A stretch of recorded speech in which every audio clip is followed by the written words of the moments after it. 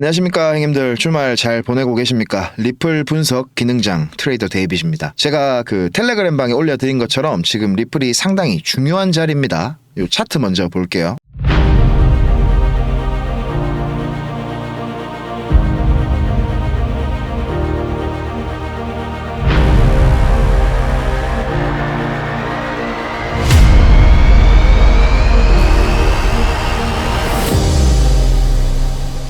자, 업비트 리플 4시간 봉이고요. 제가 텔레그램 채널에 이렇게 강세 삼각형이 발생한 것 같다 이렇게 말씀을 드렸죠. 자, 이 강세 삼각형에 대해서 말씀드리기 전에 올해 초부터 제 영상만 보시고 이제 리플 대응하신 분들은 상당히 지금 수익을 많이 올리고 계실 겁니다. 먼저 이 구간이었죠. 이 구간. 리플이 이제 본격적으로 1,000원짜리가 되던 그때에 다들 환희에 차 있었지만 그 타이밍에 저는 욕을 엄청나게 많이 먹었습니다. 왜냐하면 5,000원 근처에서는 갖고 계신 물량 수익 실현 반드시 하셔야 된다 이렇게 제가 줄기차게 말씀을 드렸거든요. 이게 제가 생각하기엔 한 5,000원 근처까지 갈 것 같아요. 거기서 이제 크게 조정이 좀 올 것 같다는 생각이 들고 있는데요. 자, 그리고 여기 2,426원 저점 여기 있죠. 여기도 제가 고점이 만들어지기 전부터 2,440원 구간에서 이 저점이 만들어질 거다 이렇게 확신을 가지고 말씀을 드렸습니다. 여기에 대한 최소한의 조정이 와야 돼요. 그래서 제가 요 세 구간을 뽑아놨는데 설명을 드리자면 여기가 이제 제일 확률이 높은 자리인데 2,310원부터 2,440원 요 사이까지 떨어진다면 진짜 그 절 한번 박으시고 감사하게 매수를 하시면 되겠죠. 자, 그리고 마지막으로 여기 6월 중순 넘어가는 타이밍에 여기서 저도 이제 원하는 물량 다 못 담았다고 2,700원 근처까지 떨어질 거니까 추가 매수나 신규 매수 적극적으로 권장 드렸죠. 정말 많이 내려온다면 2,700원 근처 여기가 이제 마지노선이라고 보고 있고요. 내려올 때마다 리플은 신규나 추가로 매수하시는 게 답입니다. 초보자분들이 제 영상만 보시고 따라 하셔도 이 리플 XRP 하나만큼은 짬이 좀 어느 정도 찬 트레이더들만큼 매매하실 수 있다 이렇게 제가 자신있게 말씀드릴 수 있겠고요. 업비트 차트는 지금 왜곡이 많습니다. 왜냐하면 뭐 환율에 김프에 여러가지 변수들이 많거든요. 거래량이 제일 많은 바이낸스 차트가 기준이 돼야 된다 이렇게 말씀드렸죠. 자, 바이낸스 차트로 보겠습니다. 자, 바이낸스 리플 1시간 차트고요. 제가 그 지금 리플 차트가 예전에 비트코인이 109K 고점 만들 때 요때랑 지금 상당히 비슷한 움직임이다 이렇게 말씀을 드렸습니다. 자, 바로 요 부분 조정의 모양이 이렇게 강세 삼각형이기 때문인데요. 자, 그럼 이 강세 삼각형이라는 게 뭐냐? 자, 일반적인 이런 수렴형 삼각형의 경우에는 고점이 낮아지죠. 그리고 저점이 높아지고 거래량이 줄어듭니다. 그리고 분출 범위도 삼각형 내부의 가장 긴 내부 파동의 75%에서 125%까지 분출을 합니다. 자, 그런데 이런 강세 삼각형의 경우에는 추세선이 위쪽으로 이렇게 둘 다 올라가든지 아니면 밑으로 뭐 하락할 때 만들어지면 하락 추세선이 이렇게 두 개가 나란히 만들어지겠죠. 어찌됐든가 추세 방향대로 진행이 된다는 겁니다. 자, 디테일하게 요 B파동과 D파동의 모양을 보고 이제 판단을 할 수가 있는데 A파보다 B파가 더 길어야 되고 C파보다 D파가 더 길어야 됩니다. 그래야 요 올라가는 모양이 나오겠죠. 추세 방향대로 가는 힘이 더 크니까 이렇게 B파, D파가 길어지는 겁니다.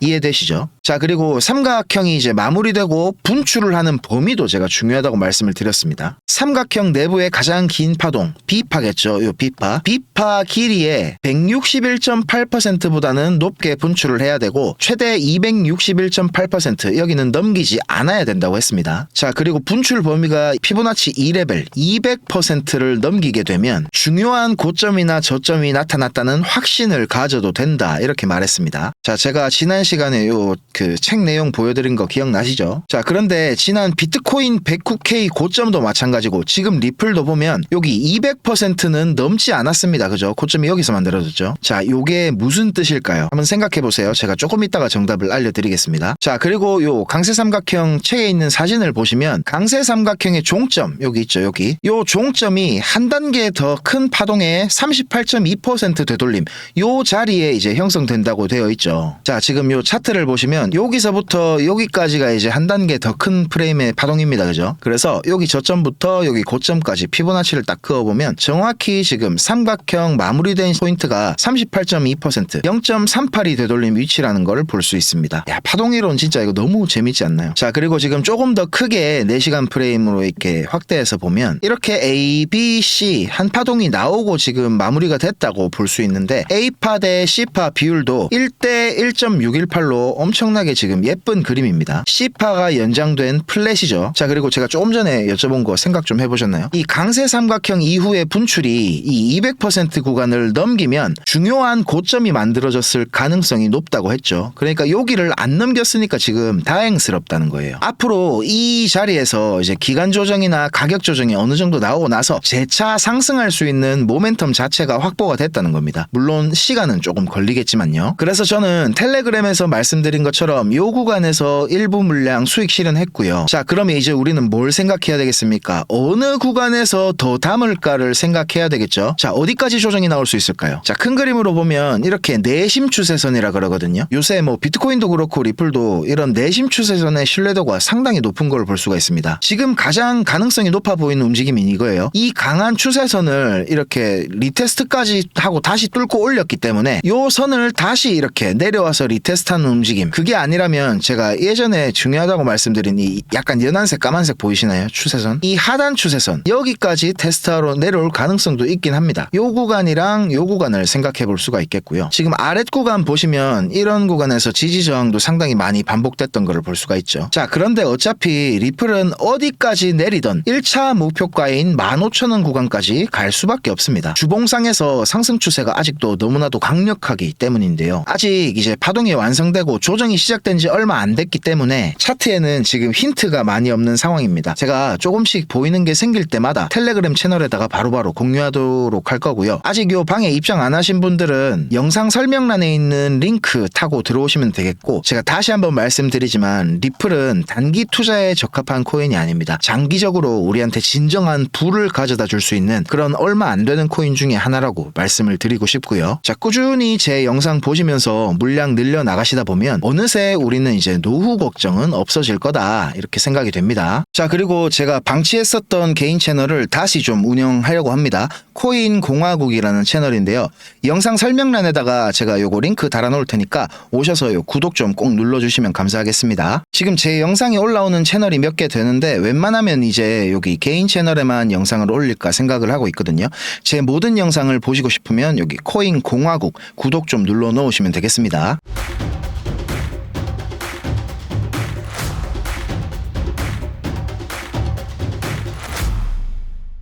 자, 우리 리플 XRP의 상승세가 무섭습니다. 갑자기 가격이 왜 오르지 이거? 이렇게 이유를 찾으시는 분들이 많으실 거라고 생각을 해요. 자, 그런데 기술적 분석을 하는 차트쟁이의 입장으로서 어떠한 이유가 나오더라도 이거는 차트를 완성시키기 위한 도구일 뿐이다, 이렇게 생각을 하는 게 제 솔직한 마음입니다. 자, 지금 시장의 제일 큰 이슈는 미국의 크립토 위크죠. 암호화폐 관련된 법안들이 줄줄이 논의가 되고 승인이 되고 이런 기대가 큰 거죠. 지금 첫 번째로 지니어스 액트, 그리고 클라리티 액트, 나머지 하나가 뭐 안티 CBDC인가 뭐 어쩌고 저쩌고 있던데 이거는 뭐 중요하지 않아요. 두 개의 법안이 핵심인데요. 자, 먼저 지니어스 액트부터 제가 설명을 드릴게요. 자, 지니어스 액트는 스테이블 코인에 대한 규제 명확성 확보, 요게 핵심입니다. 중국과 비교를 하면 좀 이해하기가 쉬우실 텐데 중국은 어떻습니까? 국가 차원에서 시진핑이 야 임마 이거 하자 그러면 중앙은행에서부터 기업들까지 일사불란하게 자동으로 착착착착 뭐가 이루어집니다. 그런데 반면에 미국은 걸림돌이 많죠. 의회 승인도 받아야 되고 여론도 이제 신경을 좀 써야 됩니다. 그래서 결론부터 말씀을 드리자면 뭐 투자자 보호가 어쩌고 저쩌고 좋은 말을 많이 갖다 붙여놨습니다. 근데 핵심은 달러 패권을 강화하는 데 있습니다. 스테이블 코인 발행자가 미국 달러 현물이나 아니면 단기 국채, 본드 있죠. 이런 걸로 스테이블 코인을 발행하는 만큼 그 이상의 준비금을 반드시 갖고 있도록 하고, 테더가 지금 문제가 되고 있는 게 뭡니까? 준비금 중에 비트코인 비중이 30% 이상이라는 거죠. 자, 이러한 상황을 미연에 방지하기 위해서 매월 외부 감사를 받고 공시를 하는 의무를 부여하는 겁니다. 이것만 지키면 너가 뭐 하고 싶은 대로 다 해라, 이깁니다. 경쟁을 통한 달러 수요 증가를 부추긴다는 거죠, 정부 차원에서. 자, 그리고 두 번째로 클라리티 액트, 규제의 명확성을 확보하는 법안인데요. 이 법안은 스테이블 코인뿐만 아니라 모든 디지털 자산에 적용이 되는 모든 디지털 자산에 적용이 되는 내용입니다. 핵심은 SEC의 권한을 대폭 축소하고 CFTC로 디지털 자산의 관리 권한을 거의 다 이제 몰빵시킨다, 이런 내용입니다. 자, 1차적으로 코인들이 이제 발행이 되겠죠. 그러면 이 발행되는 코인들에 대해서는 SEC가 관리 감독 권한을 갖되 머추어 디지털 에셋이라는 그 그레이드가 있어요. 충분한 시간 동안 이 코인이 운영이 됐거나 아니면 탈중앙화되고 자율적인 거버넌스를 갖춘 디지털 자산, 그리고 디테일하게는 이 시총적인 규제도 있어요. 자, 이 머추어 디지털 에셋 그레이드를 인증받으면 CFTC의 바운더리 안에 이제 편입이 됩니다. 그래가지고 이제 증권성 이슈에서 자유로워진다 이렇게 만든 법안이에요. 정리하자면 SEC는 이제 기관의 설립 목적처럼 투자자 보호, 그러니까 막 사기나 시장 조작 이런 행위들에 대해서 더 엄격하게 너가 관리를 해라 이런 거고, CFTC 권한으로 이전된 디지털 자산들은 완벽하게 이제 상품의 성격을 부여하겠다 이런 겁니다. 진작에 좀 이렇게 됐어야 돼요. 그죠? 바이든 때문에 되는 게 없어. 자, 여기에 제일 큰 피해자가 리플이었고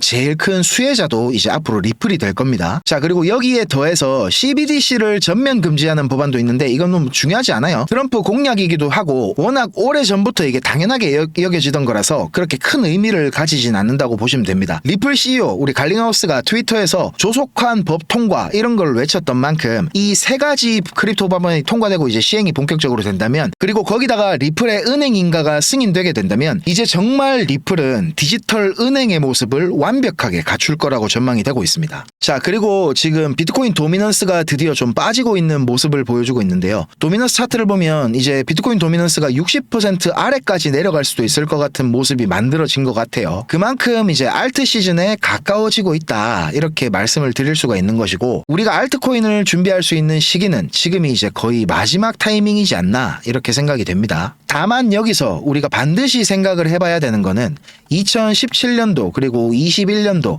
아주 낭만이 넘치던 알트코인 시즌이었죠. 그런데 이때와 같은 상승은 결코 없을 거라고 제가 자신 있게 말씀드릴 수 있습니다. 이제 개인들과 몇몇 기관들이 움직이던 시장이 아니에요. 미국이라는 국가가 움직이고 있고 수많은 기관들, 기업들이 시장에 참여하게 됐습니다. 이 블록체인이라는 기술이 특별한 게 아니구나 이런 걸 누구나 다 알고 있습니다. 이제 결국 중요한 거는 얼마나 많은 사람들이 필요로 하는지, 그리고 얼마나 많은 체인들과 상호작용을 하면서 확장시킬 수 있는지, 요 두 가지가 제일 중요한 요소라고 제가 말씀을 드렸었죠. 그래서 제가 제발 시총 낮은 잡코인들 아니면 김치코인들 이런 건 쳐다도 보지 마시라 이렇게 말씀을 드리는 겁니다. 알트코인 시즌이 오더라도 올라가는 놈들만 오를 것이고, 조금 제가 냉정하게 말씀을 드리자면 여러분들이 혼자서 돈을 벌 수 있는 가능성은 그만큼 낮아졌다는 겁니다. 그래서 제가 이번에 여러분과 함께 특별한 챌린지를 시작합니다. 이름하여 1억 시드 만들기 프로젝트인데요. 지금 보시는 것처럼 제 업비트 계정에 이렇게 300만 원을 직접 입금했습니다. 목표는 단순합니다. 여러분들이 그토록 원하는 1억 시드를 달성할 수 있게 제가 도와드릴 겁니다. 국내 거래소에서 현물로만 투자해도 충분히 할 수 있다는 것을 제가 직접 보여드리겠습니다. 300만 원이 600만 원이 되고 그 600만 원이 또 1200이 되는 거고, 그렇게 2천만 원, 4천만 원, 그러다가 어느새 1억 시드를 달성하는 거, 이게 어려워 보여도 원리만 알면 사실 정말 쉽거든요. 여러분의 시드가 얼마인지 전혀 중요하지 않습니다. 복리의 마법은 정말 대단하니까요. 진짜 중요한 거는 이번 챌린지를 통해서 동기부여와 자신감을 드리는 겁니다. 시드를 키우는 거는 운이 아니라 철저하게 전략 싸움입니다. 이번 장은 좀 다를 겁니다. 2021년도 때처럼 아무 코인이나 올랐던 시대는 끝났습니다. 이젠 선택받은 코인만 오를 거예요. 기회는 있지만 아무나 잡을 수는 없다는 소리죠. 이번 기회를 놓치면 다음 기회는 4년 뒤일지도 모릅니다. 그만큼 지금은 진짜 중요한 타이밍입니다. 왜냐하면 곧 세 번째 알트코인 시즌이 시작될 조짐이 강하게 나타나고 있기 때문입니다. 물론 지금 시장은 예전처럼 단순하지 않습니다. 정말 많이 어려워졌습니다. 여러분이 혼자 시장에서 수익을 내는 게 거의 불가능에 가깝다는 말입니다. 하지만 이번 챌린지에서는 그 극악의 확률을 이기는 방법을 배우실 수 있습니다. 제가 도와드릴 겁니다. 이거는 단순히 돈을 버는 챌린지가 아니라 여러분이 앞으로 평생 써먹을 수 있는 투자 습관을 만드는 과정입니다. 지금 시장에는 스테이블 코인, 그러니까 매수 대기 자금이 엄청나게 쌓여있는 상태입니다. 이 자금들이 한순간에 알트코인 시장으로 들어오는 순간 진짜 기회가 터질 겁니다. 그때 어떤 코인을 어떤 자리에서 잡느냐가 수익의 전부를 결정짓습니다. 저는 그 시기를 대비해서 미리 알트코인 리스트와 매매 전략을 지금 거의 준비해놨고, 이번 챌린지를 통해 그걸 여러분들과 공유를 할 겁니다. 참가 조건은 단 하나입니다. 진짜 해보겠다는 의지. 참가비 같은 건 없고요. 그리고 꼭 업비트가 아니라 빗썸이나 코인원, 코비 다른 거래소를 쓰셔도 괜찮습니다. 초보자라도 전혀 상관없습니다. 진짜 중요한 거는 이걸 통해 내 인생을 바꿔보겠다는 의지입니다. 참여하시고 보시고 싶은 분은 010-5528-2156 010-5528-2156 이 번호로 참여 신청이라고 문자만 한 통 보내주세요. 그러면 챌린지 전용 링크를 바로 보내드리겠습니다. 주변에 코인에 관심 있는 친구나 가족이 있다면 함께 도전해보는 것도 정말 좋을 것 같고요. 이번 챌린지를 통해서 여러분들의 삶의 태도가 바뀌는 경험이 될 수도 있습니다. 누구나 손실을 겪습니다. 저도 수없이 많은 좌절을 겪었습니다. 셀시우스 파산, 루나 사태, FTX 파산 이 모든 거를 겪고도 저는 지금 여기까지 왔습니다. 저 같은 놈도 해냈잖아요. 여러분들도 할 수 있습니다. 이 시장을 정년 없는 평생 직장으로 만들어 보시고 싶은 분들, 수익이 꼭 필요하신 분들은 망설이지 말고 참여해 보세요. 저는 다음 영상에서 더 깊이 있는 분석과 정보들로 찾아뵙겠습니다. 감사합니다.